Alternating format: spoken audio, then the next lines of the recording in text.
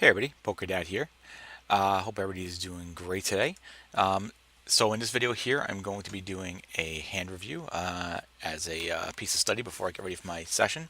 So what I've started doing is on Flopzilla, clicking random dead cards to kind of find a hand to randomly select. So I chose Ace Queen offsuit. So what I'm going to be doing in this video, of course, if you haven't seen my hand review videos before, is I'm going to be looking at each each uh, each play street by street in a particular hand, and we'll see if we can range our opponent and hand read them, and also just take a look at each of my actions, see if I agree with what I did or not. So what I'm going to do here first is I'm going to go to my reports. I'm going to look for something, of course, that went to showdown actually too. I want to add that to the filter. Even though we may not know what our opponent had, we can have a generally decent idea. So showdown. So I'll take that as well. And it's only 13 hands like that, but let's see what we can find.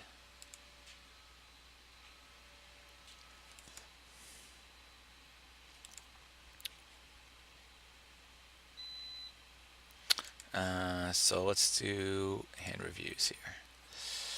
So let's see, raise, check. Oh, we go 100 all hands. Oh, you know what? Hang on. I think I have it. Oh, just this month. I want to look at all dates. There we go. More hands. 92 hands. So let's take a look here. Let's find something. I don't want to do something from yesterday. Let me go down a little bit. Raise, bet, check, call, check, call. All right. Let's take a look at this one.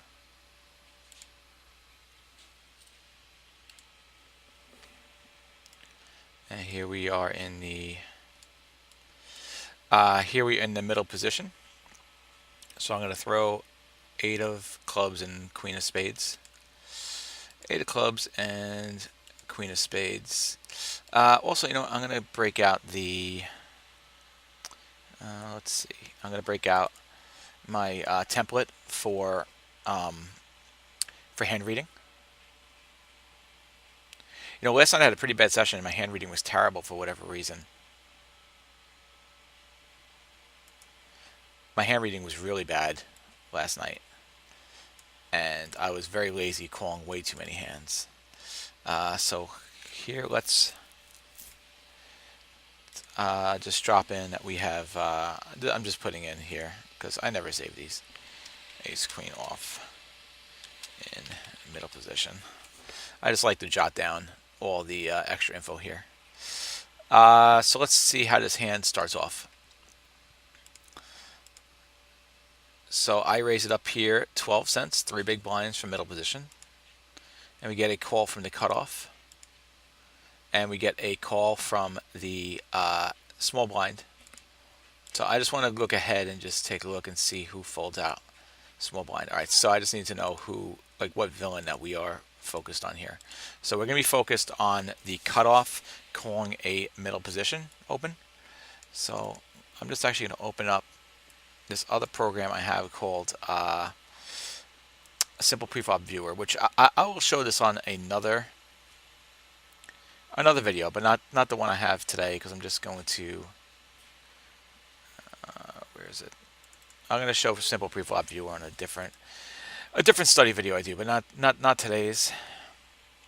Right now I just want to grab what a range would look like, a calling range, cutoff versus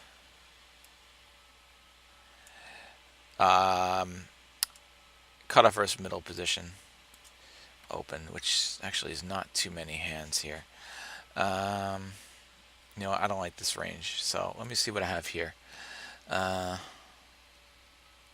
really aren't too many hands that really should be calling versus this range, actually, believe it or not.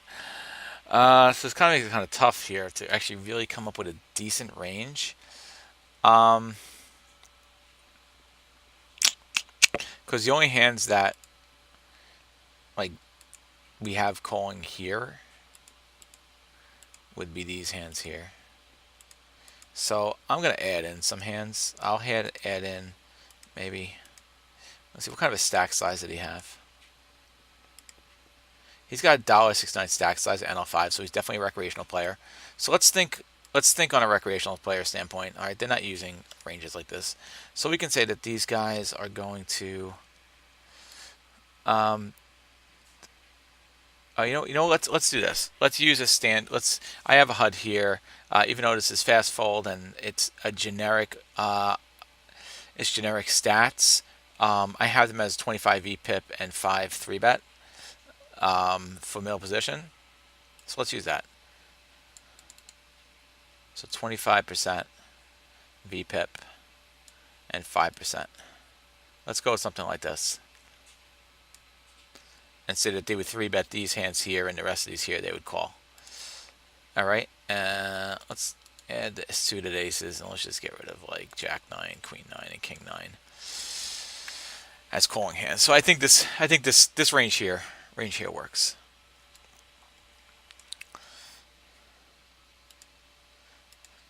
Okay. And the flop we get an ace here, so ace of diamonds, jack of hearts, 6 of spades. So let me just jot that in here. Ace of hearts. And I said what? Oh, ace of diamonds, jack of hearts, 6 of spades. So a rainbow board, top pair, beautiful. Nice equity to start. Perfect hand here for us. So let's see what happens. So we get a check here from the small blind. And I throw out a half pot bet, which I think is fine here in a multi-way pot, especially with it being a pretty dry board here. And we get a call from the middle position. So first, before I do anything, let's jot in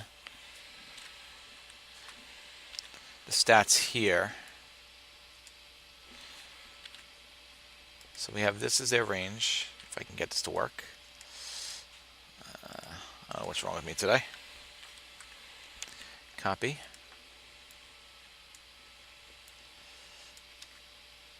And let's see, this is 17.6% and 190 combos.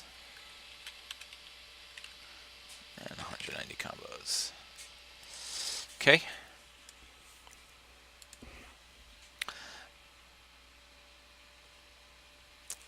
So now let's see what is possibly going to be betting us here. I'm just going to take away all this stuff and start from scratch. So since it is a pretty dry board, there isn't a lot of draws here. Sets, of course, could be calling us. We're not going to say, he would shove us, although he probably would shove us with something like a set. Him being short stacked. But one of the things, let's just take a look here.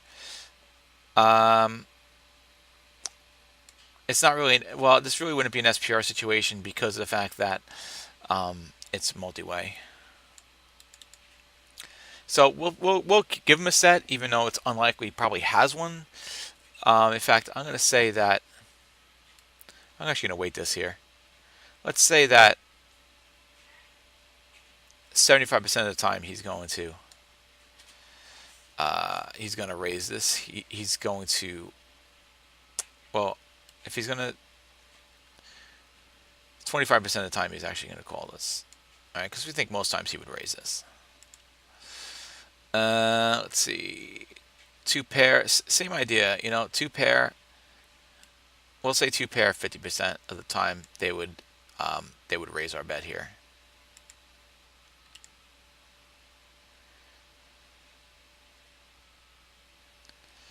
And top pair is definitely going to call here. Pocket pair below top pair, there are none. Middle pairs here are definitely going to call. So far, it's 35% of his range. Weak pairs here, let's just say that he would call with any of these pocket pairs here. Let's give him 7-6 also. we can give him these sixes, just nothing below the sixes. So we'll give him these hands. No made hands. Gut shots can call. And the 2-card backdoor flushes could definitely call. So 75% of his range is calling. So this is what we're going to give him for a calling range. And our equity is 82%. So let's put this in.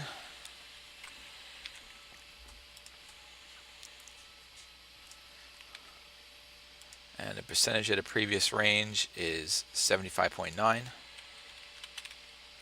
And the number of combos here is, we'll round it down to 144. All right, let's see what happens here on the turn.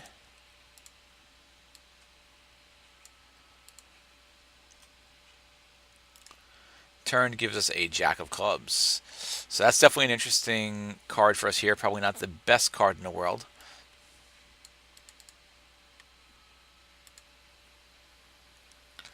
It's going to lower our equity, of course, because now he does have a bunch of jacks in his range.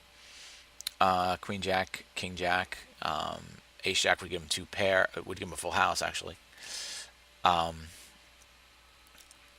So he actually doesn't have too many. Actually, he doesn't have that many jacks in his range at all. Actually, Jack 10, Jack 9. He doesn't have a ton of jacks in his range. So let's see.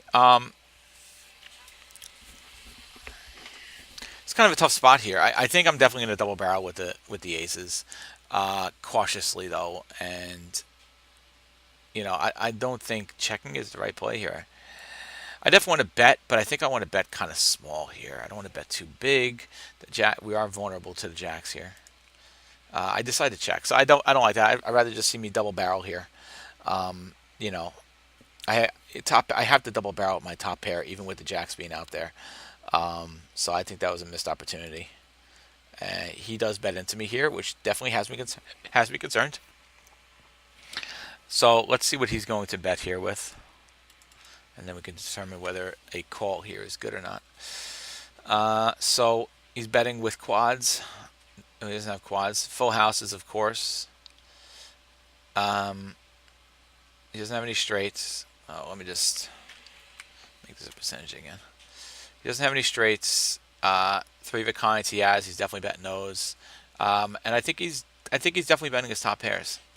Pocket pair below top pair, no. Weak pairs, no. I do not believe he'd be betting those. And I don't believe he's betting any draws at this point. So he's definitely value heavy here. And that gives us 49% equity. So, I mean, definitely we're going to have to call it here. It's a very small bet by him, and it's only 22% pot odds. So we definitely want to call here, but I'm definitely very worried now that he is betting with a jack. I mean, I think there's a pretty good chance, unless he's betting with an ace, that we're behind here. Of course, we do call it. And a king of clubs comes out. King of clubs I'm not really too worried about here. Again, it could possibly give him a full house, but we were behind already at that point anyway. Since obviously we gave up the initiative in this hand, we definitely want to bet here. So we're just going to have to check.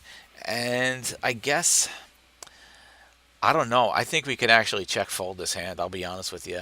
I think I put myself in a really tough spot here by checking the turn. I really believe I should have checked the turn because we do have our open to some bluffs here, and it's going to be really hard for us to call. I do check, and he bets super small, 14%.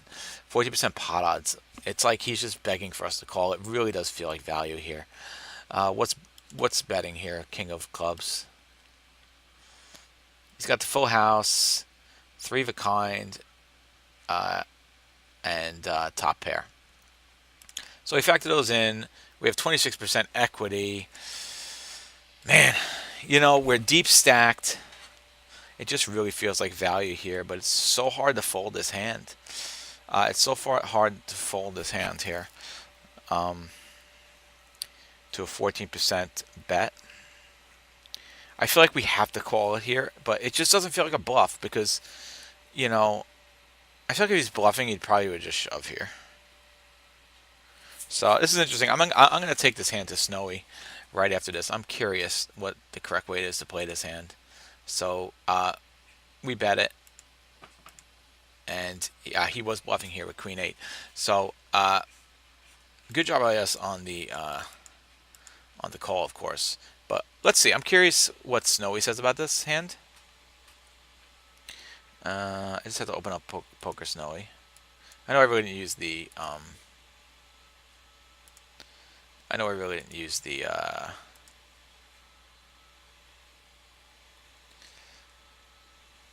Obviously, we don't have Queen 8 in this range, of course, too. I know I didn't really use the range spreadsheet that much, but that's okay. Let's see what Snowy says. 1 second.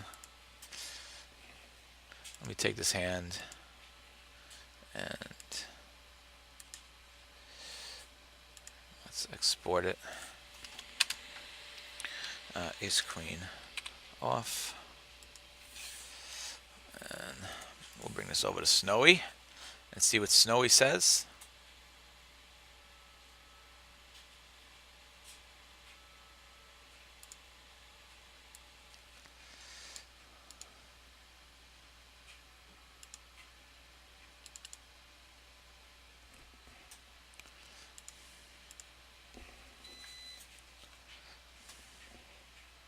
I guess Snowy likes how I played it.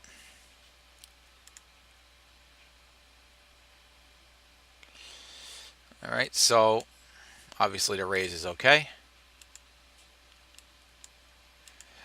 The check, the bet here, of course, with the ace queen is, it's I can bet or check here, half pot. So either or is fine. I mean, I could see the merits of checking here too. There really is no harm in checking here, but the reason why I really want to bet is because I don't want him to check behind and we're going 4 ways to a turn. So definitely just going to bet there. So here, okay, bam, look, here it is. Snowy says I should have bet, and I agree. And that's what I said is I need to double barrel there and not check. Checking doesn't really accomplish anything for me here. And you know what? I put myself in a really tough spot. You know, obviously he would have definitely folded with the Queen 8. Now, as it turns out, I did do some bluffs and I made some extra money on this. But I put myself in a really, really difficult spot that I could have actually, if he would have bet bigger, I would have had to fold the river. So definitely I should have bet here on the turn. And definitely got a call. Can raise 2. I don't see much value in raising there. And checking, of course, is the right play. And, of course, calling is the right play. So, interesting hand to look at here. I don't think there's anything much really more to analyze here. So, yeah. That's it. This was this hand reading video. I haven't done one of these hand reading videos in a while. Do me a favor, if you like what you saw, please do me a favor and subscribe. And until next time, Poker Dad.